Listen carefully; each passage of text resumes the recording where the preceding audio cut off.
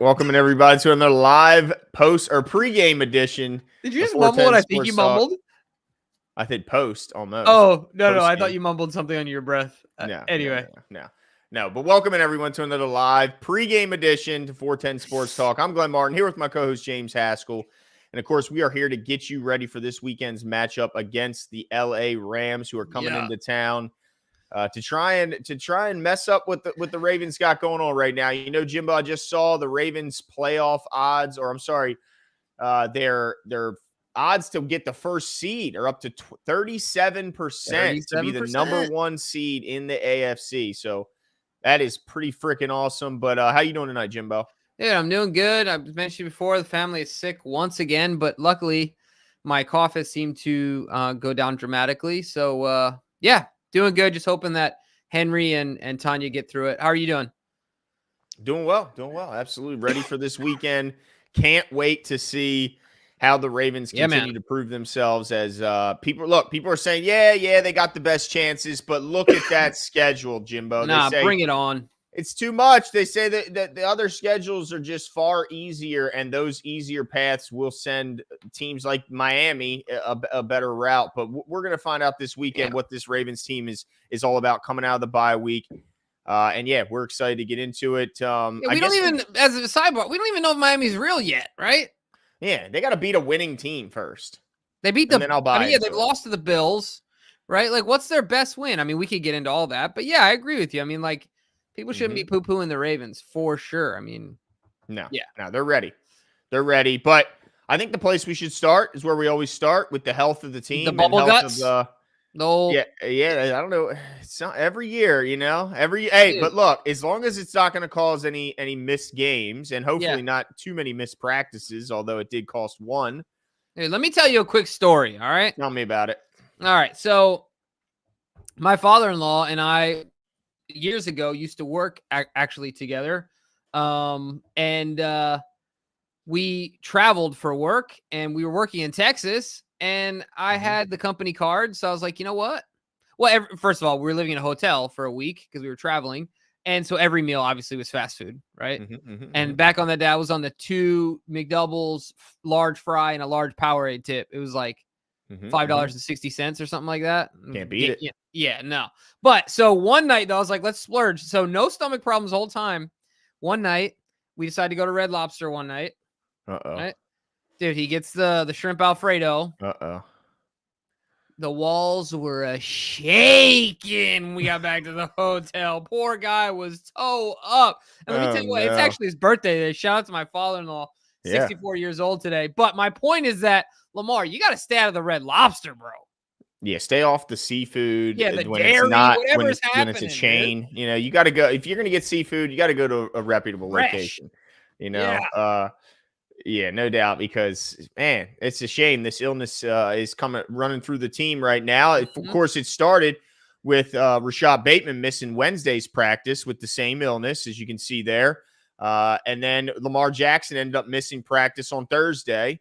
So it's definitely something going around. Good news is it's not going to cause anyone to go in any quarantines or miss any extended time. So here's what I like to see here, Jimbo. I do see some limited sessions, some DNPs early in the week. But if you look at the Friday walkthrough, Rashad Bateman was there. Odell Beckham, while not there, it's expected that's completely due to rest. He's a captain this weekend. He's playing against his old team. He's going to play. Malik Harrison, full participant. Limited participant. Malik Ham, full participant. Marlon Humphrey, who's expected to be back. Absolutely. With that two-headed monster receiver that we're going to have to deal with, it's big to get him back. Meta BK's back from his concussion. Looks like he's ready to go. Same can be said for Trenton Williams. And then Pepe, full participant. Looks like he's going to be out there as well. So, I mean, everyone's out there outside the year-long misses, you know, the Mark Andrews and Dobbins, of course. Everyone else, man, they're healthy, Jimbo. Yeah, and one other note, of course, the guy that's not on here, I think, has been on almost every week this year, but Ronnie Stanley is not even on the list, which is great. And I did see a note that he generally doesn't practice on Fridays, but he was out there today. Yeah, that's got to be a good sign, right? Yeah, it's got to be a good sign. So I'm looking forward to that, and and happy about that. I'll get into that more with my keys to the game. But you're right. I mean, overall, as far as a bill of health and what you can reasonably expect from this team in a week 14, we don't have too much to complain about. No, absolutely not. Of course, not perfect. No team is. Right. When you look on their side, Aaron Donald had a rest day. He's going to play. Yeah. I think the biggest one here, when you look, because it looks like Puka Nacua, their stud rookie who left last week's game, did return to that game with a shoulder, has a AC joint sprain in his shoulder. He's going to play. But the big one here that they might be without, Tyler Higbee, their tight end, their red zone threat. He's very unlikely to play. They list him as doubtful. He did not participate in practice at all this week. So I think the likelihood is very, very low. He hasn't been ruled out as far as I know. But I think it'd be shocking to see Tyler Higbee out there. So that's going to limit them from the passing game in the red zone because they count on that big body because the rest of their guys really aren't big body guys. Yeah, it's a bummer for him. Obviously, I'm happy to play him when they're fully healthy as well. But like you said, I mean, at this point in the season, no one's 100%, and they're gonna have to roll out there with the guys we got and see what's going on. So yeah, I think the other thing too, actually, old Bob Pierney mentioned in the chat, I wanted to talk about this, is that outside of health, usually we kind of get into the matchups, offensive and defensive, but we got to talk about the weather too, right? Because these guys I think it's interesting, one, that they're flying west to east, and the NFL didn't even give them a 425 game. Yep. Now, no complaints from me, No. but I was a little surprised by that because usually they'll try and negotiate, meet you halfway. But they didn't do that. So it's an early game. And what do we know about the weather so far, Glenn? Yeah, what I'm seeing here, a chance of showers, then rain, and possibly a thunderstorm after 8 a.m. Now, here's the good news. It's supposed to be pretty warm. The high is near 60s, mid-60s is the high. And the wind isn't crazy with gusts up to 16 miles. I'm sorry. Oh, actually, gusts up to 30 miles an hour. Yeah. So that could get dicey. But here's the big one. Chance of precipitation, Jimbo, 100%. Yeah. It's going to be raining all game long. And the bulk of it is going to be happening between right prime time of the game. Like, it's going to be absolutely pouring. And Jimbo, honestly, I'm not going to spoil my key to the game terribly, I don't think, by saying this, but that's certainly going to be an emphasis in this game because weather has a funny way of making an uneven matchup even, and it can take an even matchup and make it whole lopsided, depending on where the ball bounces and how that the weather impacts things. Yeah, and I know everyone's or not everyone, but a few people have said it in the chat, we got to double down the run game. The one thing I want to mention is that, at least also for us defensively, not there's been a ton of weak spots, but it's also worth considering that we've also had our moments where we struggled against the run as well. So it'll be interesting to see how both teams play this weather, what their strategies are, how many guys are throwing new cleats out there, but it is. Well, how do you think it affects the fans, Jimbo? Before we get to a couple super chats here, how does it affect the fans? Because look, we were at that game with the Steelers where it was cold, it was raining, and it was windy, and it was like the eternal mist. Remember, it wasn't like it was like a constant, just annoying spitter spatter in your eyes, and you're soaked, but you look straight forward and it looks like it's not even raining. You know what I'm saying? Like your chair's soaked as soon as you stand up.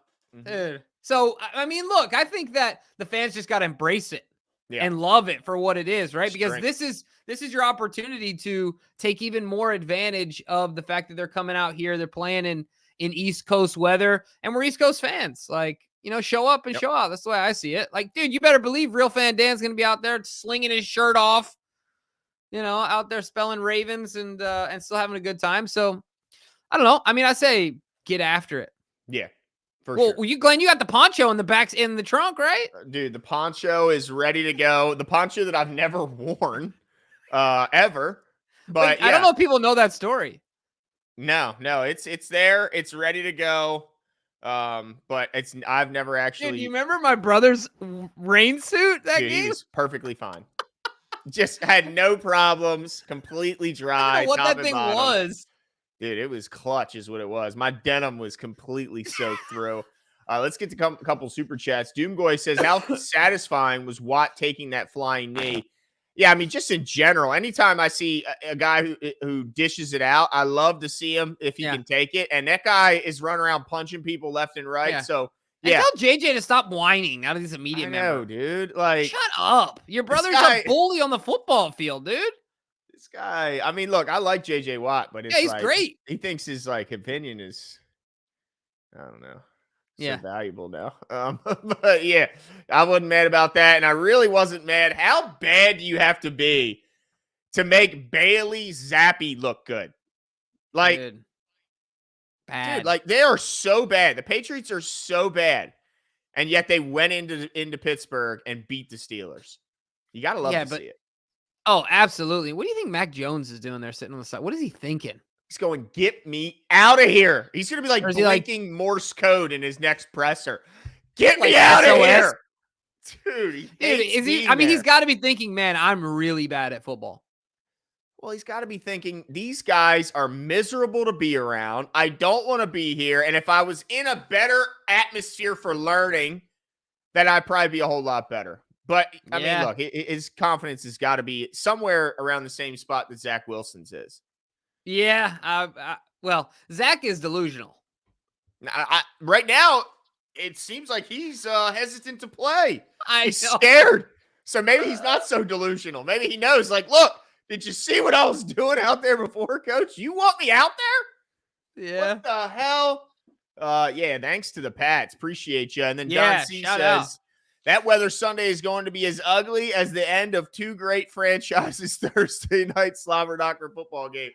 Yeah, that was man, it's crazy to think the Patriots and the Steelers, as good as they've been for how many decades, and they are both. I mean, right now, if you look at the standings, it's like, what are you talking about? The Steelers are right there, but we all know it's a straw man. Yeah, we all know that they are a mess. And look, I think they're all fighting for Caleb Williams, and I guess whenever Sanders decides he's going to make himself eligible for the draft, Deion's son will certainly be a top pick. Yeah. But who's the other kid? Drake May. Drake May, yeah, he's the other one. Him and Caleb Williams are both top 2 picks. But yeah, it's crazy to see how far they've fallen. Shout out to John C. Appreciate your participation in the chat. But yeah, let's get into let's start previewing these teams, Jimbo. Let's do it, man. I mean, we got a lot to talk about. And certainly this is important because, look, any of us know that they're one, they're an NFC team, 2, they're out west, so we don't get to see them as much. So what we'll do is we'll run through, their defense against our offense, give you some keys, give you some breakout players, and all the above. But I want to start with, I'm guessing you probably got some stats up in front of you because we've been doing this for a while. But I just want to start, from a defensive perspective, just a couple players to watch. I think it all starts and ends with Aaron Donald, right? Like he is the sun in the solar system of this defense, right? Yeah, John said he's the best to ever do it at his position. John Harbaugh said that. Yeah, and he might be the best defensive player. He's not argument. He's in that conversation, of all time, right? Like, I mean, you won't catch me picking him over 2 guys that were here in Baltimore, but that's just because I'm a Ravens fan. But I think let's just call it the leadership, Jimbo, that Ray brings. Ed. Yeah. But anyway, look, we're not here to. Yeah. But I think what I'm saying is that it really starts and ends with him. And that's got to be their number one focus from an offensive perspective on the Ravens. How do they go about stopping this guy and limiting his impact on the game? Because he can impact it in so many ways. Oh, he certainly can. And he also, not only can he impact it, but just his presence allows, the job of everyone else to be so much easier. There's no shock. Kobe Turner, the other D tackle on their team, he's got 5.5 sacks. Do you think Aaron Donald has helped at all in him getting those 5.5? Of course he has. And so, it starts with him. He's not the same young Aaron Donald as he once was. So some of those effort plays, not that his effort isn't there, but he'd win in every way possible. He'd win quick. He'd win late with effort. He'd win with strength, with speed. He wins everywhere. But what's interesting about him, Jimbo, it has me a little concerned is when in passing or in running downs, they will traditionally have him inside the tackles, lined up over a guard or, in between the guard and center. But on passing downs, he's going to be out on them tackles, bruh. And he's going to be bull rushing. And it got me a little nervous. I love seeing the removal of injury designation for Ronnie Stanley. But, I mean, he's struggling against bull rushes against guys that aren't Aaron Donald. So what's your concern? concern level that they can handle this guy. Yeah, we kind of touched on this with Cole at the end of his time with us on Tuesday. Yeah, that concerns me big time because you think about all the things bad that have been happening recently in the NFL. Specifically, I think of the Trevor Lawrence, right? Like, I get really nervous about Ronnie not being able to anchor, getting pushed back. Lamar, look, all I know is that Lamar's got to be like, eagle-eyeing it over there because and I don't know how much that helps to not have that confidence, of course. But yeah, that makes me really nervous. I'm worried about him on the outside more than on the inside. Look, that being said, Linderbaum's had his struggles against extremely strong guys, but Aaron's a little different in that, like, he's not just a huge load, right? Yeah. Like, athletic. Anybody's going to struggle against Aaron Donald, but I think on the inside, Linderbaum struggles against massive humans. No, right? you're right. Like, yeah. And Aaron's certainly not that. But yeah, Aaron's I worry not about the type to just sit. He could, but he's not the type to just sit there and eat up two blockers. He's going to try and jump around them. He's going to try and get between them. So I think you're right. I think Linderbaum's not the worst matchup for Aaron Donald. No, I agree. But yeah, I do worry about the outside. I mean, Morgan is not the most powerful guy either, but certainly Ronnie's injury. I'm a little. But nervous. Neither one have big legs and a big old ass on them. Neither one. No. So yeah, it's gonna definitely need some help in certain situations. And then before I get into Ricard out there, dude. Oh yeah, he's gonna be needed. And then before I get into some of their numbers and where they rank amongst the others in the league, Adit says, Glenn, thoughts on David Rubenstein in talks of buying the O's? He would be the fourth richest owner in Major League Baseball. Well, I know nothing about this. What's going on? Yeah, I mean, it's just some preliminary talks. Apparently, things are maybe moving in a certain direction. I'll tell you this, Adit, I would be thrilled if there's a guarantee that the Orioles never leave Baltimore. As long as they are never, ever going to leave Baltimore, yeah, I'd love to have an owner who's amongst some of the richest. I'd root for the Orioles hardcore again if they had new owners. Yeah, let's be honest. It comes down to, at some points, who has the deepest pockets. And so, yeah, it'd be nice to match up what we have going from an ability to draft and then develop players, mix that with rich owner. Woo! Mm-hmm. You're talking some serious. Should I know who this guy is? Well, it's pretty early on, but no, he's just a rich guy trying to buy the O's. All right, I wasn't sure if he was already in the circuit. You know what I mean? Not that I'm aware of. Adit may know more, but I'm not aware of anything else. And Kieran says, what's up, guys? Made it to Alive. Got a new job, so not working nights or weekends anymore. Super excited for this game and want a big OBJ game. Yeah, I mean, Jimbo, just from a quick take on that last point, do you expect, typically when guys play against their former team, they try and get that guy involved? Do you expect OBJ to be one of those guys? Yes, absolutely. I mean, I think we've been talking about this as well. He's kind of been thrust into this role anyway, where he's going to have to take on more because of Mark, and I think that is a huge solution to that problem, right? Is OBJ's got to get the ball more. He's got to be more of an impact player, a higher volume guy. It doesn't need to be crazy, but it certainly needs to increase. And I think this game, trends in that direction. So if you're playing daily fantasy, I think that once again, OBJ's, there's a lot of value. He hasn't, the most expensive he's been this year in a $60,000 payroll is $5,500. So look, he's under $6,000 in a lot of them. But anyway, I think that this is a big game for him because he's playing against the old team, but also he's going to have to pick up some slack here with the whole Mark situation. Yeah, no doubt. And I think if he's healthy, let's hope the bye week did his body some good. I think he certainly can. He's shown he still has it if he can stay out there. All right, let me get into some numbers for you. We'll start. Let's see here. We'll start with the defensive side of the ball. Let's see. They rank 15th in the league in points surrendered. They give up 21.1 points per game on average. In yards, they're 16th. They give up 331. Let's see. Third down conversions, they're 20th. They give up third down conversions of 40%, which isn't great. Bottom third of the league.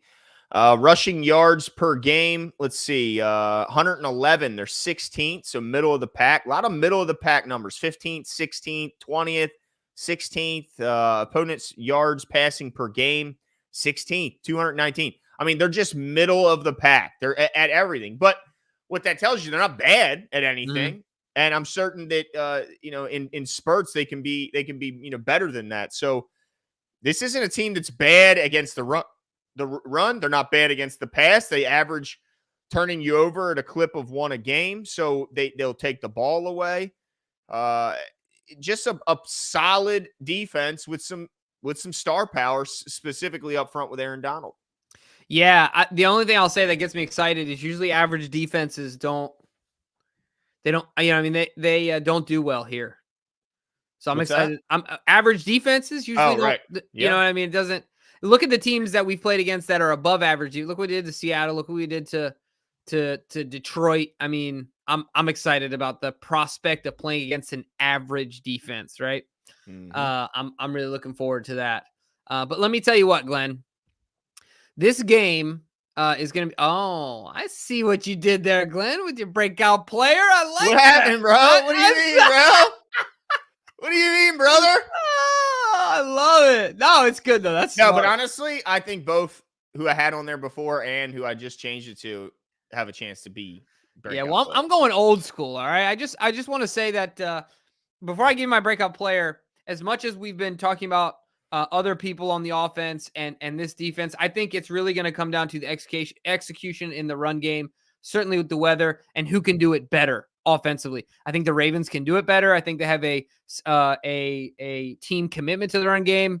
And so with that being said, it is going to be a big dose of Gus Edwards. He's going to be stopping at every stop. The wheels on the bus are going to be going round and round and round. And let me tell you what the wipers are going to be doing, Glenn? What's that? Swish, swish, swish. Swish, swish, swish. It's going to be raining, baby. Oh, my That's right. God. I have a 2-year-old. What can I say? But look, Gus Edwards is my breakout player of the game. I'm going 80 plus 2 tutties for Gus Edwards. Yeah, 80 plus. Okay. I have no problem with the two tutties. 80 plus. I would love that. Yep. And before I get into my keys and player of the game, let's see what John has to say. He says, I'm going to my first game ever. Nice. Congratulations, John. That's awesome. So hype. I'm in section 130, row 9. Any advice or things I should know? I'm going to try so hard for Lamar to sign my jersey. Well, I'll say this. When it comes to signing your jersey, it helps to bring a child because typically he signs for kids and the kids get the front row. But if you might get lucky. You never know. But as far as any other advice, I would say dress warmer than you think because the concrete you're standing on is going to suck the heat right out of you.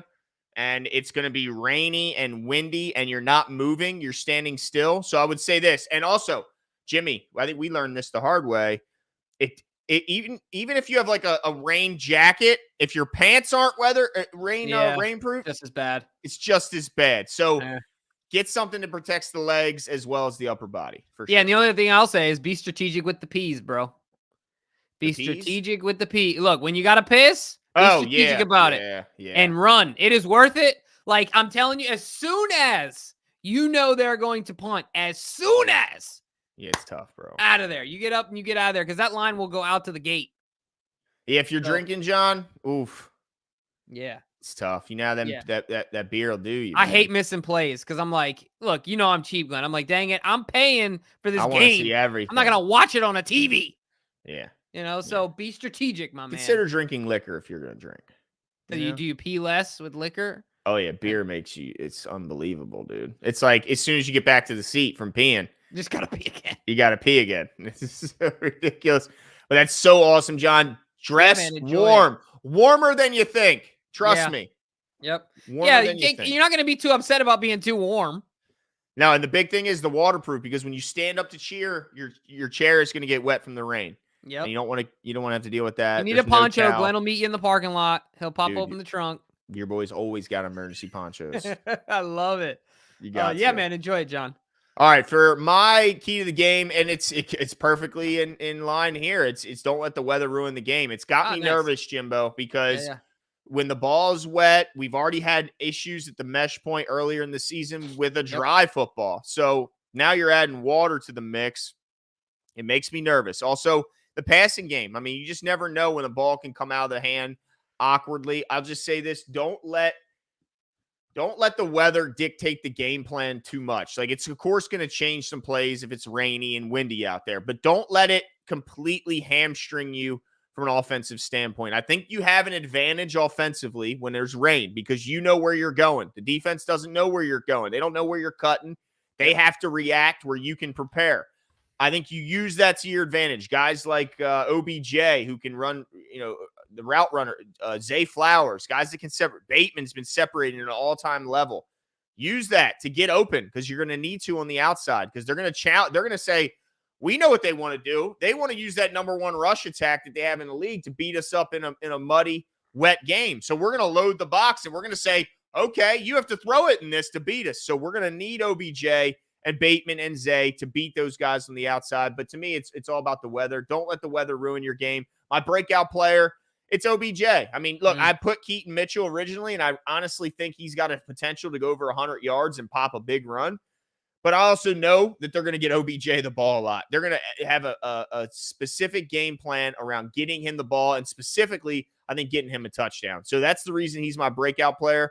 He's going to have opportunities one-on-one. They got some pretty good corners on the outside. Like, this isn't a team, like, middle of the pack, yeah, but middle of the pack's not too bad when you consider they're healthy. They weren't healthy for all of this season. And now that they're healthy, that middle of the pack, it's kind of skewed a little bit. I think they're better than that. So, just don't let the weather ruin the game. And, let's see what you got, OBJ. Show them what you got. I like it. I like your key. I like your breakout player. And to add to that, not letting the weather ruin the game, my offensive key to the game is that the offensive lines to show up and dictate the outcome of this game. Like, obviously, they don't play defense, but this has got to be – Cole's been talking about we win and lose in the trenches. It's been that way all year. But this needs to be a staple game for this starting five offensive line moving forward because since the bye, it's been nothing but questions about Ronnie. And when you're asking about one guy, everyone knows that the offensive line is really just one position. They're like an amalgam, right? Like they're just like this amoeba of thing that just moves of huge humans in front of you because everyone is on a rope and they depend on one another. So I think this has to be a game where the offensive line sticks their flag in the ground and takes a step forward and shows people what they can do, certainly against a guy like Aaron Donald, who's going to get plenty of attention and dominate. So that's my key to the game. Offensive line has to dominate in this game. And, it's going to make a huge difference, not only in this game, but certainly in the future. So I'm looking forward to that. These guys are bringing it, Jimbo. They're going to be bringing it. They're going to be loading the box. Yeah, you just gotta be ready for it. Let's see, Ernest Jones, I think leads their team in tackles. Is that correct? Yeah, I think so. Yeah, if I remember correctly, yeah, you gotta be ready for him. But I think this offense coming off a bye week, typically John has this team prepared. I think they'll do really well. Well, let's switch things over to the other side of the ball. Yeah. John C has a comment. Oh yeah, there you go. I was just getting ready to put that up. Yeah, because I think this is a good transition. Go ahead. My bad. Yeah, Don C's excited to see our secondary against these wide receivers of the Rams. Puka Nacua, Cooper Kupp, and DeMarcus Robinson are going to challenge this team. And I think it's big time that they're getting Marlon Humphrey back because you're right. That two-headed monster. I'll tell you what's weird, Jimbo. I'm willing to say it. And I think Cooper or Nacua, I think he's the bigger threat than Cooper Kupp. I think Cooper Kupp's injuries, at least for this year, have taken too big of a toll on him. And I just don't think he's the same guy right now. So my biggest thing is I want Marlon on Puka Nacua. I want Marlon on him, and then we can deal with Cooper, with Brandon Stevens and company because he's physical, man. He's a young guy, but he is physical. They hand him the ball, they'll throw him the ball quick. They hit him for a deep one last week, a 70-yarder against Cleveland. Did they play last week? I think it was Cleveland that played last week. Joe Flacco. Puka Nacua is an absolute, it's insane what he's doing. Let me just give you some of, because I know we're already. The dude's out of this world. Yeah, we're transitioning already. And he was on pace, to do things that no rookie has ever done in the history of the league. That's how good that guy was doing. He leads their team right now with 118 targets, 77 catches already on the season. Jimbo, he's over 1,000 already. He's got 1,029 yards. He's got 4 tutties. He's averaging 86 yards per game, whereas Cooper Kupp, 54. So even when they're both healthy and playing, it's Nacua that's their guy and the guy you got to worry about, and he's kind of taken over the main guy role from Cooper Kupp. Yeah, no, that's it's just always hard to dismiss the old dog, you know what I mean? Like, not that he's old, but like he's been there for a while, right? Yeah.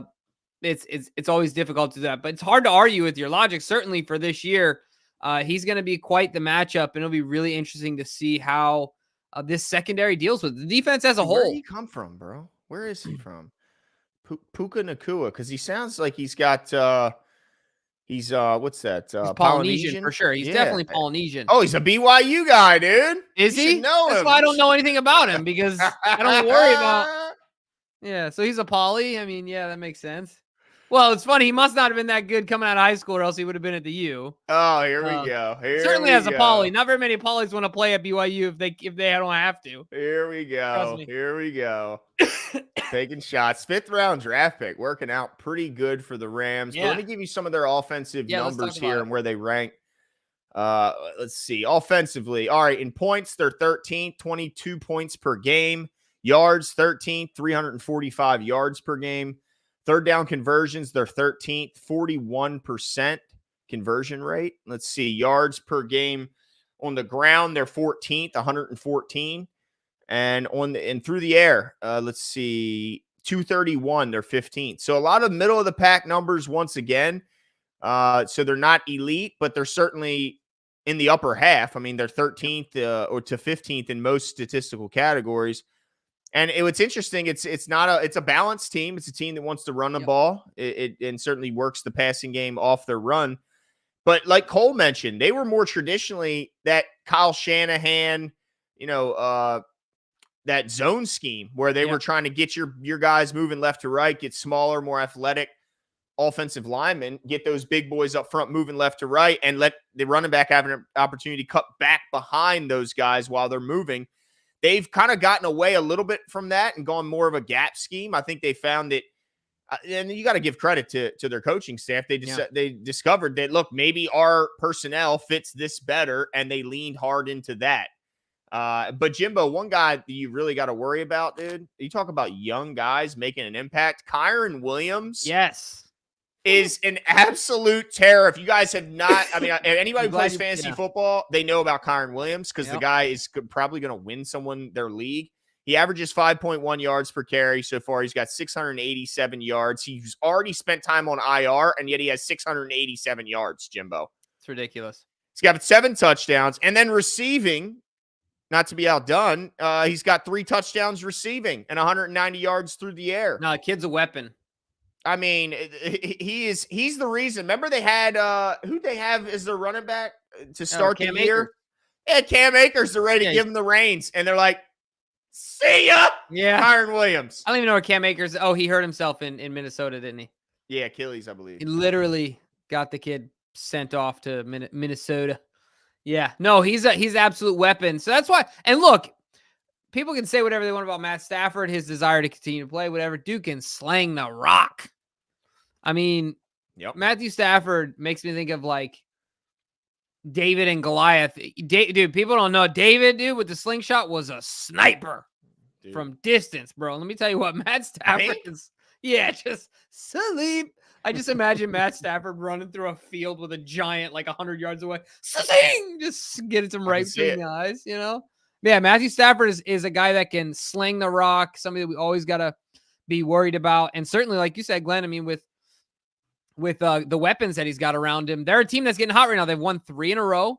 Mm-hmm. Averaging 34 a game over the 3-game stretch. And they're looking to make a push. They're looking to make San Francisco gulp a little bit, right? Like, so this is certainly not a sleeper game by any stretch of the imagination. And the Ravens defense is going to have to be with it. One of the things, in fact, my key to the game defensively, Glenn, is really going to be about limiting Yak. You talked about Puka, obviously Kupp, and then the running back they got. They really need to make sure that they're sure-handed with their tackles in this game, because I don't think everything is going to be, it's not going to be a Bengals type attack where it's, they rely heavily on this huge play down the field. They like to get Puka the ball in a million different ways, and same thing with Kupp and intermediate stuff and things like that. So when these guys get their hands on the ball, we've got to limit their impact. And I think we've really, really got to limit Yak in this game. It's going to be interesting to see how it goes. Yeah, I think what could lead to helping that is making sure these guys got the right cleats on. And Don C, It says he's going to lose his mind if I see them slipping and sliding, putting on the 7 stud cleats. Please, so tired of our guys looking like they're on ice skates. Yeah, let's hope that some of the home field advantage we have this weekend is also found in the knowing which equipment to be using, because I better see the Ravens have the advantage there. Like, they shouldn't know better about the fields that we play on than we do. So if anyone's slipping, and I'm on Don C's side, it better be the damn Rams slipping or both of us slipping, not just us. Right. Yeah. We don't want to see Zay, and I swear it's like Zay, Justice Hill, Lamar all the time. Those 3. Yeah. Every time. And I know those are probably like our best guys with the ball in their hands. Yeah. So it makes sense. But still, get some cleats that can, can keep you upright. But also, Jimbo, what's interesting about this is, Lamar Jackson's not the biggest fan of cold weather, rainy weather. Of course, we all know that. But you know who else doesn't have a lot of exposure to playing in cold weather here, Jimbo? Matt Stafford? Matt Stafford's played in a dome for most of his career. Because he was up in Detroit, And then everyone in the South, in the NFC South, plays in a dome. And then he goes to L.A. He's playing under the bright lights, the beautiful weather in L.A. They play in San Francisco. So, they have to go up to Seattle, and that's not good. But when they go to Arizona, they're in a dome. So not a lot of time. I think I had to go back. I think I read somewhere it's been since 2017 that Matt Stafford has played in a rainy game. So you're talking – This is unfamiliar for Matt Stafford too. And I think he's going to be impacted by the rain, just as much as Lamar Jackson. So I'm not scared of old Stafford and his gunslinging tendencies when that weather is going to be what it is. But to me, my key to the game defensively, let's see, what did I put here? Oh, protect the edges, both the run and pass. And the reason I say this is because they like to run to the edges. And in those games where we struggled against the run, we had issues containing the edge. And we had issues where guys would dive in, trying to do too much, trying to make a play. They give up the edge, and then all of a sudden we see a 25-yard gain. But also in the passing game, the Rams, when they see that Matt Stafford's running for his life and their offensive line can't protect, which is what I expect this weekend, because I think Clowney's going to be all over his ass. I think Van Noy's going to be all over his ass. Oweh's going to be feeling better than he has in weeks because he's healthier.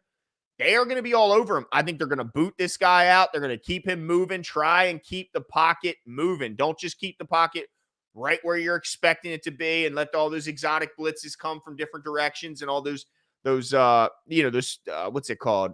Artificial pressures or simulated pressures. Simulated pressures. There you go. They're going to move them. So you got to guard the edges in both the run and the pass game. Watch out for the boots and all that. And then my breakout player, Jimbo, it should have me on Clowney. He's going to come back well. He's a half stack away from double digits, something like that. Dude, he's gonna have 14 by the time this year's all said and done, Jimbo. He's not just getting double digits. He's getting well beyond 10. Okay. Wow. He's gonna be all over his ass. And don't be surprised if I'm wrong and it's not Clowney, that it's Odafe Oweh. I wouldn't be shocked if it's him either. That guy's been unbelievable. Yeah. But yeah, that's it for me. No, I like that. I was just going to say my defensive player of the game is one arm Bob. I'm going Marcus Williams.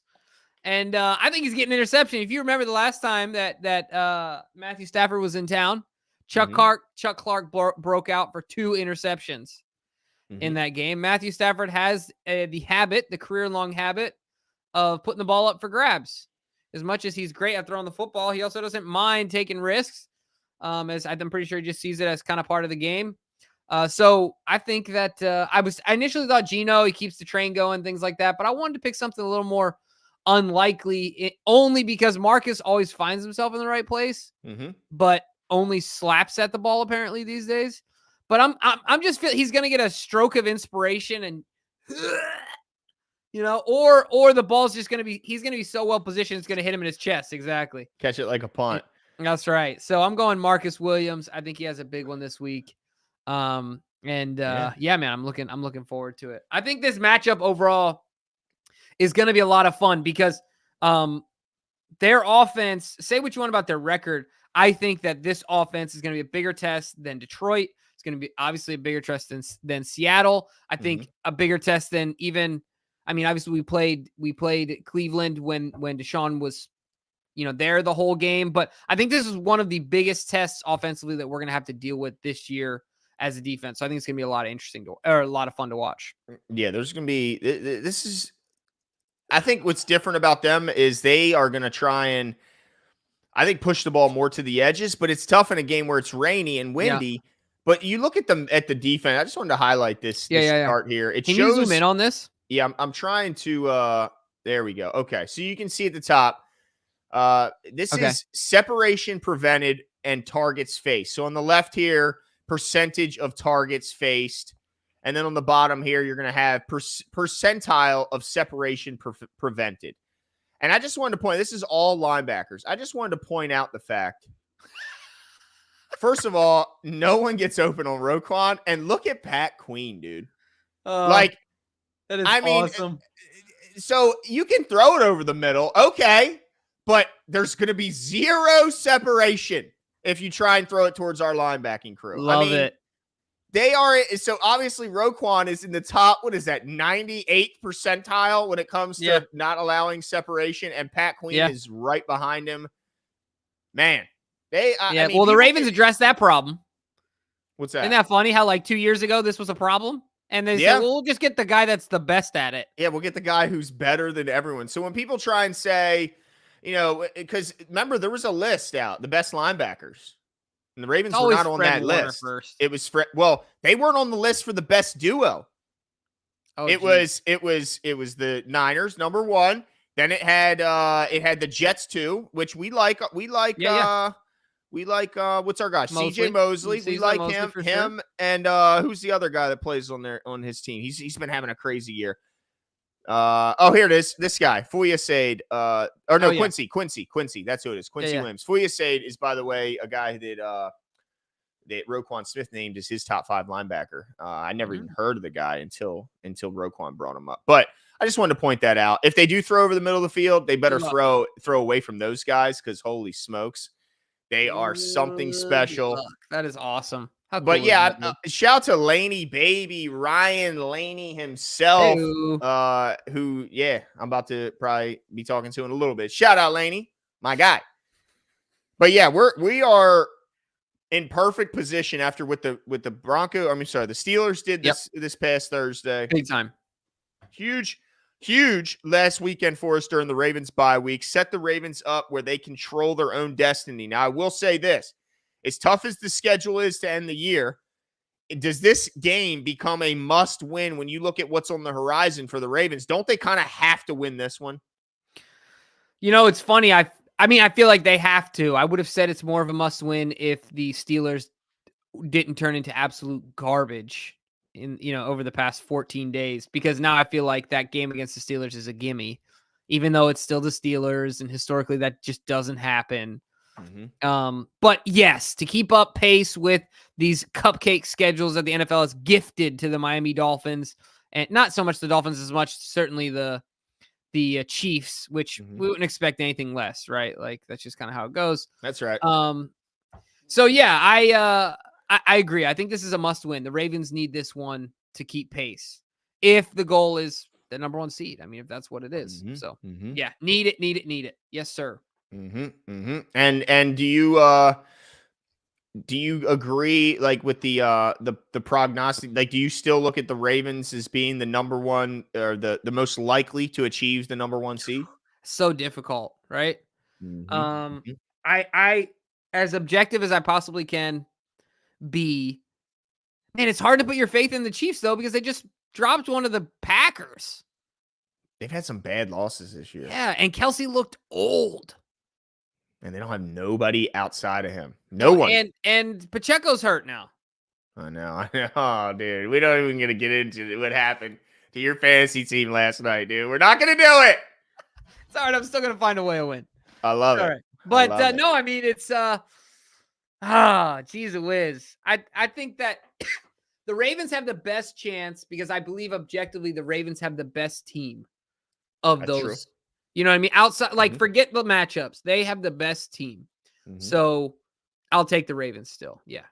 Okay. All right. Well, look, we got to get into our competition, our over-under competition, which, of course, is brought to you every week by BetUS, who are the OG in sports gambling. They're whether you want season long, you want daily, you want prop bets, you want player bet, anything you could want, any sport you could absolutely imagine, BetUS has bets on there. And look, it's just $10. You'll get your match if you use promo code 410 of 125%. Just a couple bucks, $10.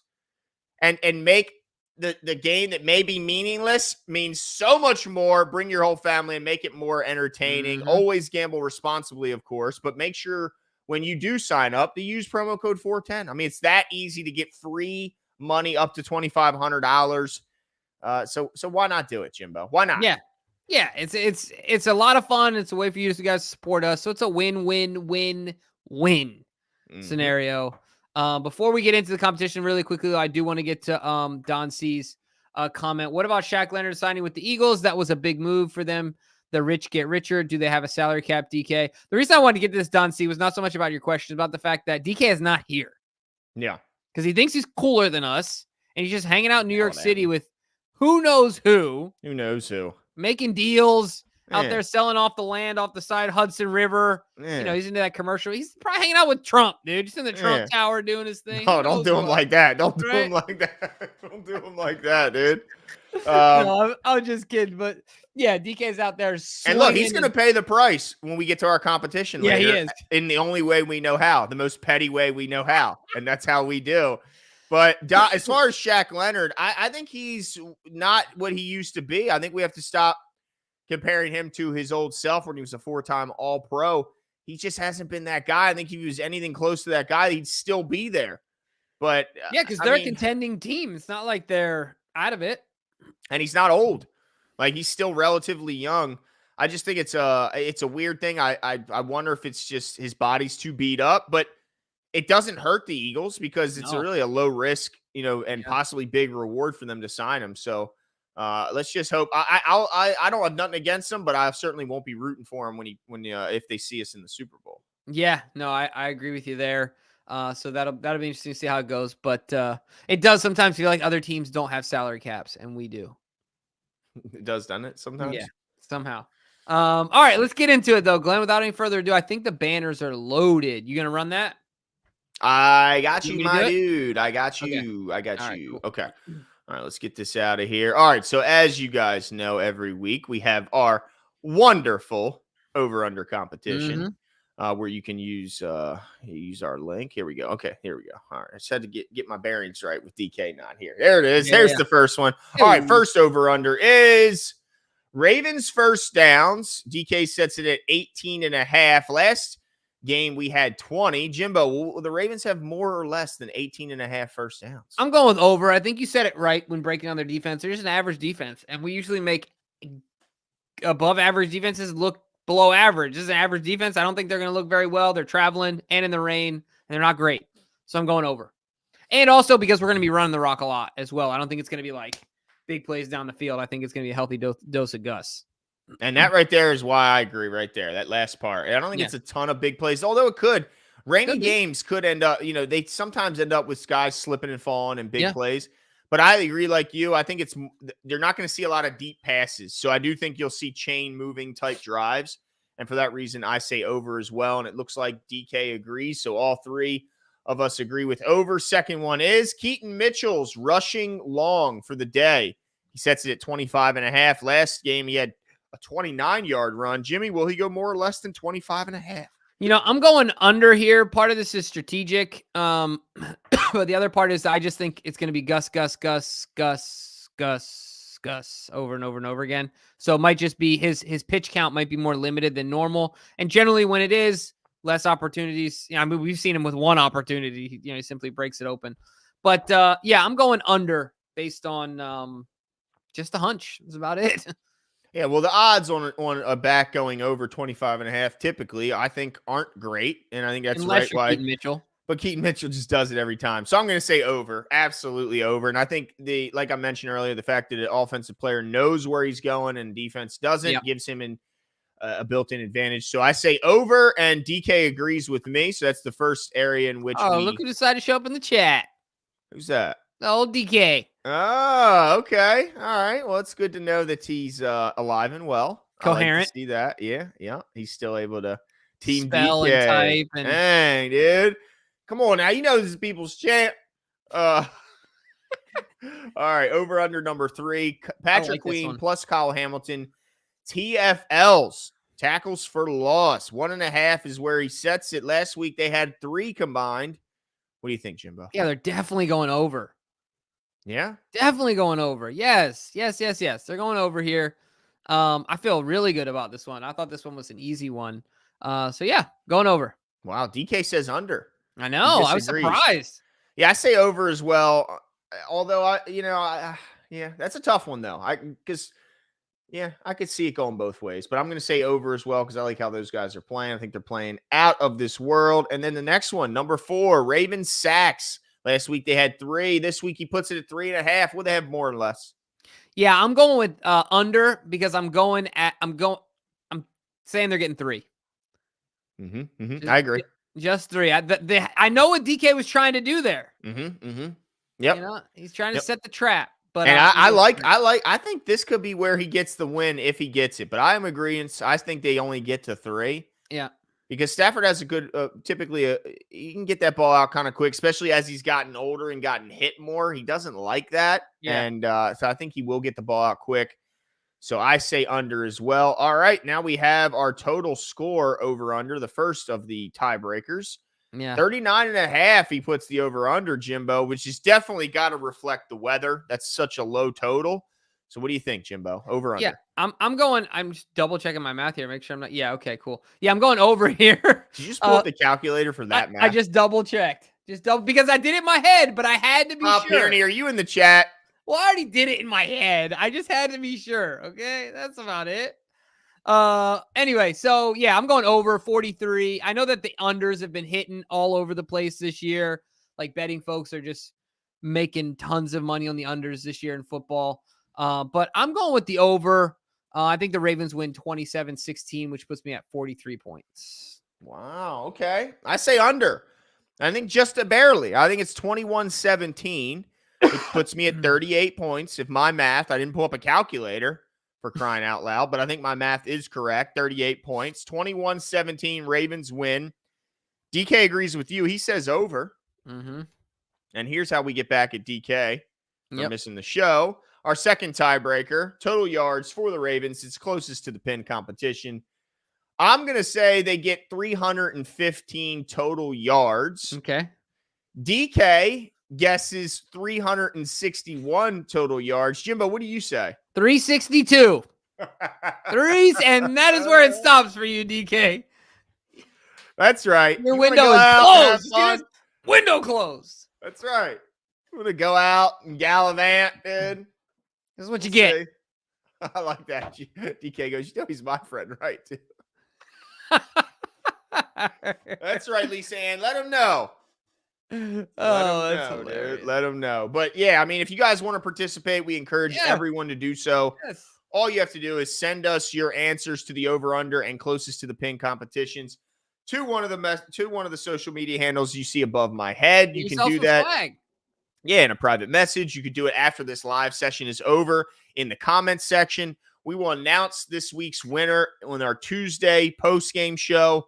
And at that point, you'll have the opportunity to send us your address and shirt size, and you'll get a free bit of swag in the mail right before. I think it might make it right before Christmas. We'll have to see. We'll give it a shot.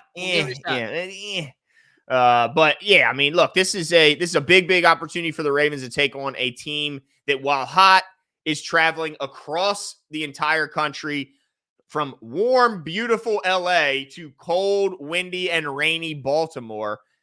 I just can't imagine that that's good for them and not good for never a fun. There's never been a situation where it's a fun flight back. Especially the 1 o'clock. Like, you travel a lot more than me. How big is that 1 o'clock versus 4 o'clock? That's huge. That's what I'm saying. That's why I was surprised they didn't make this a 4:25 game. This is a big deal for them because you cannot physically make up those 3 hours. Mm-hmm. So what are you losing those 3 hours in? You're either losing it in prep time, you're losing it in sleep time, you're losing it in your routine, something. They're gone. Traveling east to west is hard because, boom, like that, those hours are gone. So even if they get in when? Today's Friday. When do you think they get in? You think they get Yeah, even if because the thing is, if they left at like 5 a.m., right? It's a 5-hour flight plus 3 hours. So the earliest they're going to get in is early afternoon, most likely tomorrow night. And they're going to be up late because for them it's going to be 7 when it's going to be 10, and it's a mess. And it's kind of like playing at 10 a.m., right? For them. Yeah, it's exactly what it is. Playing at 10 a.m. for them. But it's not, that if it were just that, I wouldn't see it as an issue, but it's the losing those hours, man, is brutal. Yeah. Yeah. So Ravens having an opportunity to really take a hold of the AFC North, especially. Yeah. And further their grip on the AFC. Let's not squander it, Ravens. Yeah. Yeah. Let's certainly come off the bye week. I don't want to see them coming off the bye week with a bunch of rust. You know what I mean? Like let's come off looking like we enjoyed the bye week and needed it, not that we came off of it worse for wear. Like that's the only thing that has me a little concerned. There's some rust early on, and then you're trying to play catch up in a game where it's raining and windy, and then you can end up throwing the ball to the other team, or the ball gets put on the ground. It's just too many issues when you're having to play catch up. And this, Glenn, is exactly why I never stop at aid stations. I just run right through them and grab stuff like a savage because I'm too scared. If I stop, it's over. My body's like, no. Like, oh, we're done? Yep, no more. So, yeah, you're right. It's always a fear. Always. Yeah. And so I agree with you. I hope they come in hot, warm, sharp, ready to go, like they don't miss a beat. But look, ladies and gentlemen, we're going to be here right after the game. Make sure you join us. And like Glenn said, participate in the competition. It's certainly heating up here internally, and you guys can as well. But be here with us right after the game. We'll be here. Make sure you turn your notifications so you know when we go live. That's it for us tonight. Enjoy the game, and we'll talk to you guys soon. See.